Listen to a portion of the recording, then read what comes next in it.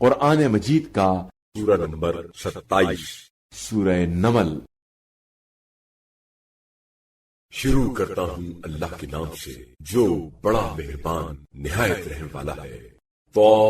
سین، یہ قرآن اور واضح کتاب کی آیتیں ہیں جو ان ایمان لانے والوں کے لیے سراسر ہدایت و بشارت ہے جو نماز پڑھتے اور زکات دیتے ہیں اور آخرت پر یقین رکھتے ہیں۔ جو لوگ ایمان نہیں رکھتے ہم نے ان کے اعمال ان کی نظر میں خوشنما بنا دیے ہیں، بس وہ سرگرداں پھر رہے ہیں۔ یہ وہ لوگ ہیں جن کے لیے دنیا میں بڑا عذاب ہے اور وہ آخرت میں سب سے زیادہ نقصان اٹھانے والے ہیں۔ اے رسول صلی اللہ علیہ وآلہ وسلم، بے شک آپ صلی اللہ علیہ وآلہ وسلم کو یہ قرآن ایک بڑے حکمت والے بڑے علم والے کی طرف سے عطا کیا جا رہا ہے۔ وہ وقت یاد کرو جب موسیٰ نے اپنے گھر والوں سے کہا کہ میں نے آگ دیکھی ہے تو میں ابھی وہاں سے کوئی خبر لاتا ہوں یا آگ کا کوئی انگارہ لاتا ہوں تاکہ تم تاپو۔ پھر جب وہ اس کے پاس آئے تو انہیں ندا دی گئی کہ مبارک ہے وہ جس کا جلوہ آگ میں ہے اور جس کا جلوہ اس کے ارد گرد ہے، اور پاک ہے اللہ جو پروردگار عالمیان ہے۔ اے موسیٰ، بلا شبہ یہ میں اللہ ہوں، بڑا غلبے والا بڑا حکمت والا، اور تم اپنا عصا پھینکو۔ پھر جب انہوں نے اسے دیکھا کہ وہ حرکت کر رہا ہے جیسے کہ وہ ایک سانپ ہے تو وہ پیٹ پھیر کر مڑے اور پیچھے پلٹ کر بھی نہ دیکھا۔ ہم نے آواز دی، اے موسیٰ خوف نہ کرو، میں وہ ہوں کہ میرے حضور پیغمبر خوف نہیں کرتے سوائے اس کے جو کوئی زیادتی کرے پھر وہ برائی کو اچھائی سے بدل دے تو بے شک میں بڑا بخشنے والا بڑا رحم کرنے والا ہوں۔ اور اپنا ہاتھ اپنے گریبان میں ڈالو تو وہ کسی بیماری کے بغیر چمکتا ہوا نکلے گا۔ یہ 2 معجزے ہیں ان 9 معجزات میں سے جنہیں لے کر آپ نے فرعون اور اس کی قوم کے پاس جانا ہے، وہ بڑے ہی نافرمان لوگ ہیں۔ سو جب ان کے پاس ہمارے واضح معجزات پہنچے تو انہوں نے کہا یہ تو کھلا ہوا جادو ہے، اور ان لوگوں نے ظلم و تکبر کی راہ سے ان معجزات کا انکار کر دیا، حالانکہ ان کے نفوس دلوں کو ان کا یقین تھا۔ اب دیکھو کہ فساد کرنے والوں کا انجام کیا ہوا۔ اور ہم نے داؤد اور سلیمان کو خاص علم عطا فرمایا، اور ان دونوں نے کہا کہ ہر قسم کی تعریف اس اللہ کے لیے ہے جس نے ہمیں اپنے بہت سے مومن بندوں پر فضیلت عطا کی ہے۔ اور سلیمان داؤد کے وارث ہوئے اور کہا اے لوگو، ہمیں پرندوں کی بولی کی تعلیم دی گئی ہے اور ہمیں ہر قسم کی چیزیں عطا کی گئی ہیں، بے شک یہ اللہ کا کھلا ہوا فضل و کرم ہے۔ اور سلیمان کے لیے جنوں انسانوں اور پرندوں میں سے لشکر جمع کیے گئے، پس ان کی ترتیب وار صف بندی کی جاتی تھی، یہاں تک کہ جب وہ چیونٹیوں کی وادی میں پہنچے تو ایک چیونٹی نے کہا اے چیونٹیوں، اپنے اپنے بلوں میں گھس جاؤ، ایسا نہ ہو کہ سلیمان اور ان کا لشکر تمہیں کچل ڈالے اور انہیں خبر بھی نہ ہو۔ وہ سلیمان اس کی بات پر مسکرا کر ہنس پڑے اور کہا اے میرے پروردگار، مجھے ہمیشہ توفیق دے کہ میں تیری ان نعمتوں کا شکریہ ادا کر سکوں جن سے تو نے مجھے اور میرے والدین کو نوازا ہے، اور ایسا نیک عمل کروں جسے تو پسند کرے، اور مجھے اپنی رحمت سے اپنے نیک بندوں میں داخل کر۔ اور سلیمان نے ایک دن پرندوں کا جائزہ لیا تو کہا کیا بات ہے کہ میں خود کو نہیں دیکھ رہا ہوں، کیا وہ کہیں غائب ہے؟ اگر ایسا ہی ہے تو میں اسے سخت سزا دوں گا یا اسے ذبح کر دوں گا، یا پھر وہ کوئی واضح دلیل اسے میرے سامنے پیش کرے۔ بس کچھ زیادہ دیر نہیں گزری تھی کہ خود نے آ کر کہا کہ میں نے وہ بات معلوم کی ہے جو آپ کو معلوم نہیں ہے، اور میں ملک سبا سے آپ کے پاس ایک یقینی خبر لایا ہوں۔ میں نے ایک عورت کو پایا ہے جو ان لوگوں پر حکومت کرتی ہے اور اسے ہر چیز دی گئی ہے، اور اس کا ایک بڑا تخت سلطنت ہے۔ میں نے اسے اور اس کی قوم کو پایا ہے کہ وہ اللہ کو چھوڑ کر سورج کو سجدہ کرتے ہیں، اور شیطان نے ان کے عملوں کو ان کی نظر میں خوشنما بنا دیا ہے، بس اس نے انہیں اصل سیدھے راستے سے ہٹا دیا ہے، سو وہ ہدایت نہیں پاتے۔ وہ کیوں اس خدا کو سجدہ نہ کریں جو آسمانوں اور زمین میں پوشیدہ چیزوں کو باہر لاتا ہے، اور وہ جانتا ہے جو کچھ تم چھپاتے ہو اور جو کچھ تم ظاہر کرتے ہو۔ اللہ کے سوا کوئی الہ نہیں ہے جو عرش عظیم کا مالک ہے۔ سلیمان نے کہا ہم ابھی دیکھتے ہیں کہ تو نے سچ کہا ہے یا تو جھوٹوں میں سے ہے۔ میرا یہ خط لے جا اور اسے ان کے پاس ڈال دے، پھر ان سے ہٹ جا، پھر دیکھ کہ وہ کیا جواب دیتے ہیں۔ اس ملکہ نے کہا اے دربار کے سرداروں، مجھے ایک معزز خط پہنچایا گیا ہے، وہ سلیمان کی طرف سے ہے اور وہ یہ ہے، بسم اللہ الرحمن الرحیم، تم میرے مقابلے میں سرکشی نہ کرو اور فرما بردار ہو کر میرے پاس آ جاؤ۔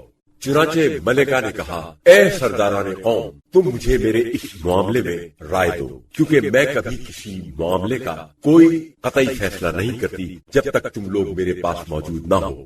انہوں نے کہا ہم طاقتور اور سخت لڑنے والے ہیں، لیکن اختیار آپ کو ہی ہے، آپ دیکھ لیں، غور کریں کہ کیا حکم دیتی ہیں۔ ملکہ نے کہا بادشاہ جب کسی بستی میں داخل ہوتے ہیں تو اسے تباہ کر دیتے ہیں اور اس کے معزز باشندوں کو ذلیل کر دیتے ہیں، اور ایسا ہی یہ لوگ کریں گے، لہذا جنگ مناسب نہیں۔ البتہ میں ان کے پاس ایک ہدیہ بھیجتی ہوں اور پھر دیکھتی ہوں کہ میرے فرستادے قاصد کیا جواب لاتے ہیں۔ سو جب وہ فرستادہ یا ملکہ کا سفیر سلیمان کے پاس پہنچا تو آپ نے کہا کیا تم لوگ مال سے میری مدد کرنا چاہتے ہو؟ تو اللہ نے مجھے جو کچھ دے رکھا ہے وہ اس سے بہتر ہے جو تمہیں دیا ہے، البتہ تم ہی اپنے ہدیے پر خوش ہو سکتے ہو۔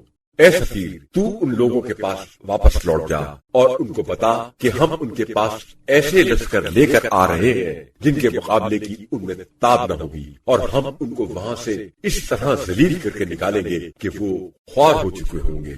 آپ نے کہا اے امائدین سلطنت، تم میں سے کون ہے جو اس ملکہ سبا کا تخت میرے پاس لائے قبل اس کے کہ وہ مسلمان ہو کر میرے پاس آئے؟ جنات میں سے ایک شریر و چالاک جن نے کہا کہ میں اسے آپ کے پاس لے آؤں گا اس سے پہلے کہ آپ اپنی جگہ سے اٹھے، بے شک میں اس کی طاقت رکھتا ہوں اور میں امانت دار بھی ہوں۔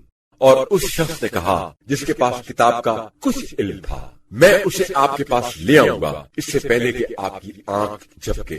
پھر جب سلیمان نے اسے اپنے پاس رکھا ہوا دیکھا تو کہا کہ یہ میرے پروردگار کا فضل و کرم ہے تاکہ وہ مجھے آزمائے کہ میں اس کا شکر ادا کرتا ہوں یا ناشکری کرتا ہوں، اور جو کوئی شکر کرتا ہے تو وہ اپنے فائدے کے لیے شکر کرتا ہے، اور جو ناشکری کرتا ہے تو وہ اپنا نقصان کرتا ہے۔ میرا پروردگار بے نیاز اور کریم ہے۔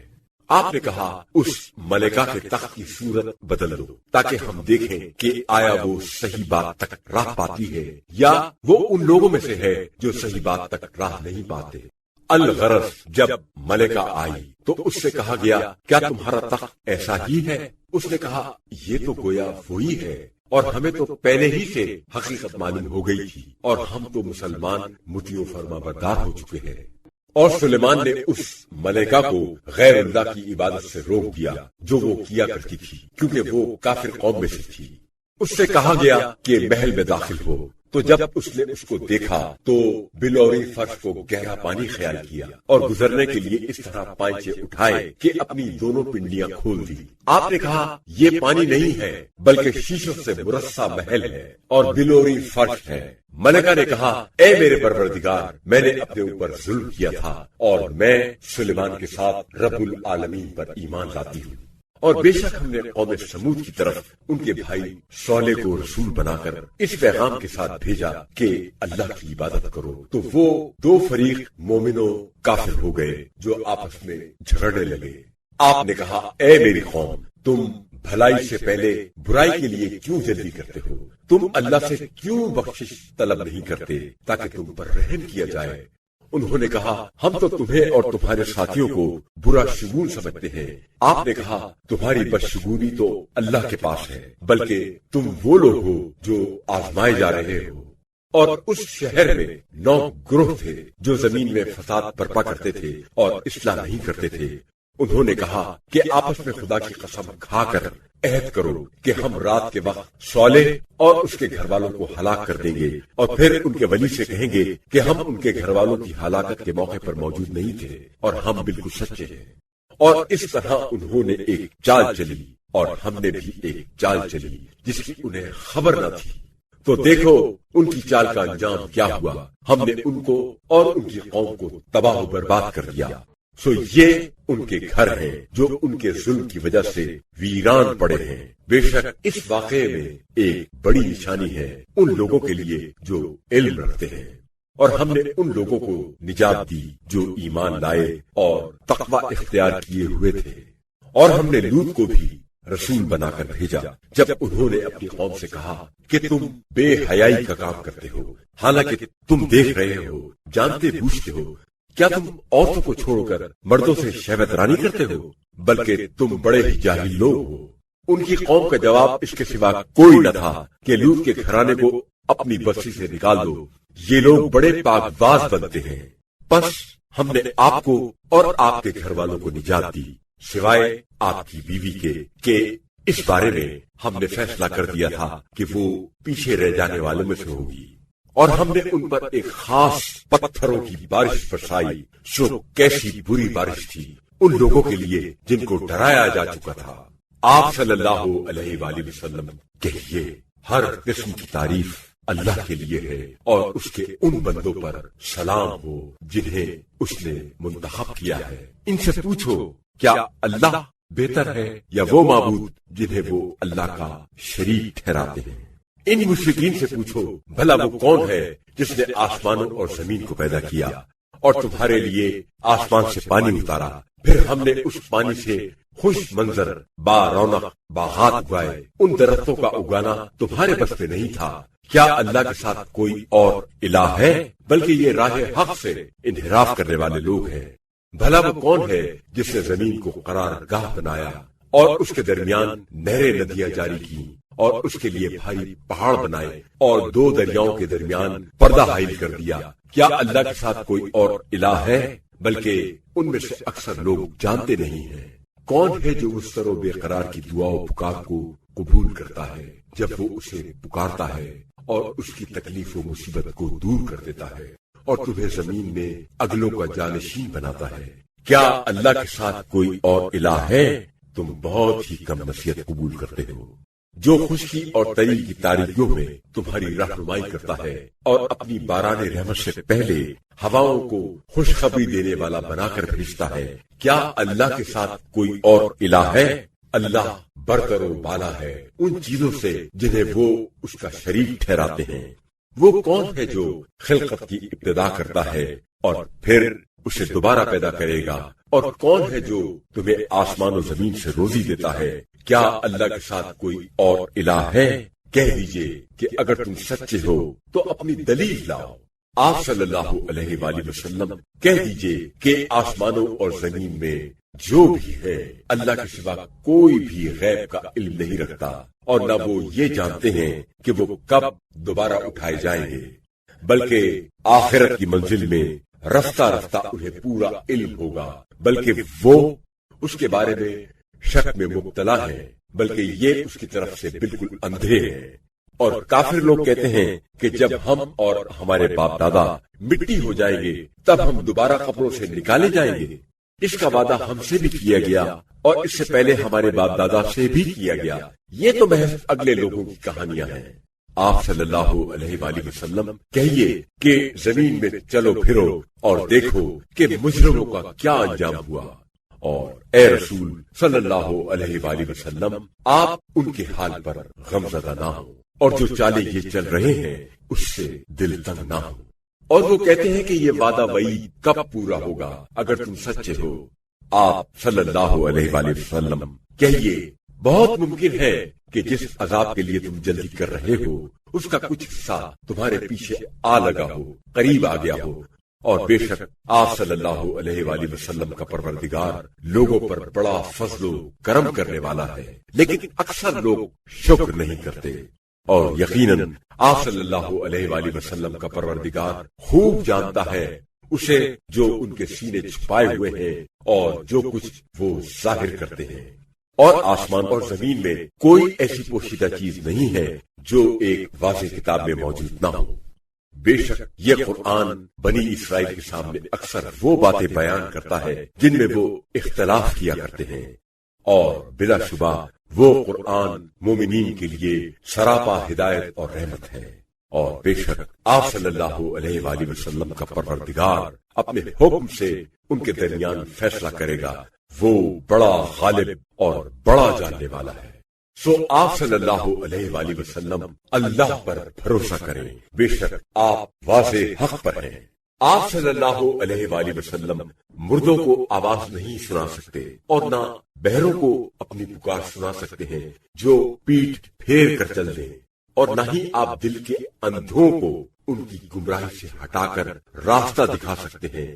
آپ صلی اللہ علیہ وآلہ وسلم تو صرف انہی لوگوں کو سنا سکتے ہیں جو ہماری آیتوں پر ایمان لاتے ہیں، بس یہی لوگ ماننے والے ہیں۔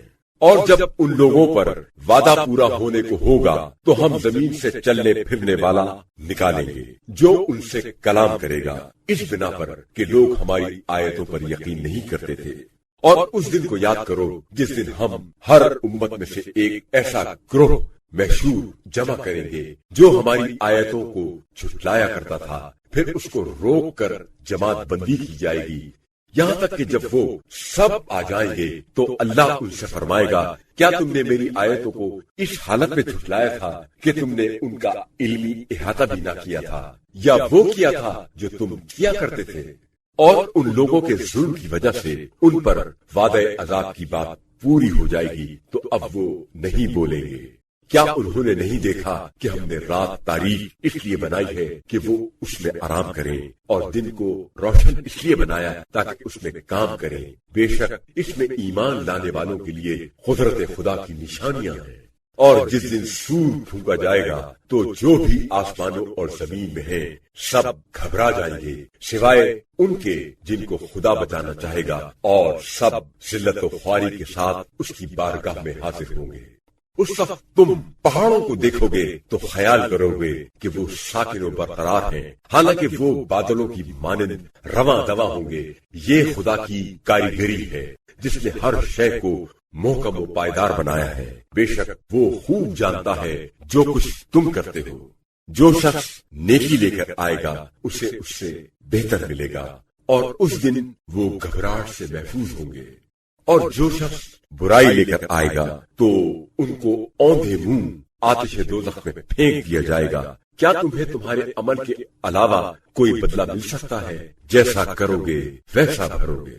اے رسول صلی اللہ علیہ وآلہ وسلم، کہو مجھے تو بس یہی حکم ملا ہے کہ میں اس محترم شہر کے پروردگار کی عبادت کروں جس نے اسے محترم بنایا ہے، اور ہر شے اسی کی ملکیت ہے، اور یہی حکم ملا ہے کہ میں فرما برداروں میں سے رہوں، اور یہ کہ قرآن پڑھ کر سناؤں۔ سو اب جو ہدایت اختیار کرے گا وہ اپنے لیے ہدایت اختیار کرے گا، اور جو گمراہی اختیار کرے گا تو آپ صلی اللہ علیہ وآلہ وسلم کہہ دیجئے کہ میں تو صرف ڈرانے والوں میں سے ہوں، اور آپ صلی اللہ علیہ وآلہ وسلم کہہ دیجئے کہ سب تعریف اللہ کے لیے ہے۔ وہ عنقریب تمہیں اپنی نشانیاں دکھائے گا اور تم انہیں پہچان لوگے، اور تمہارا پروردگار اس سے غافل نہیں ہے جو کچھ تم کرتے ہو۔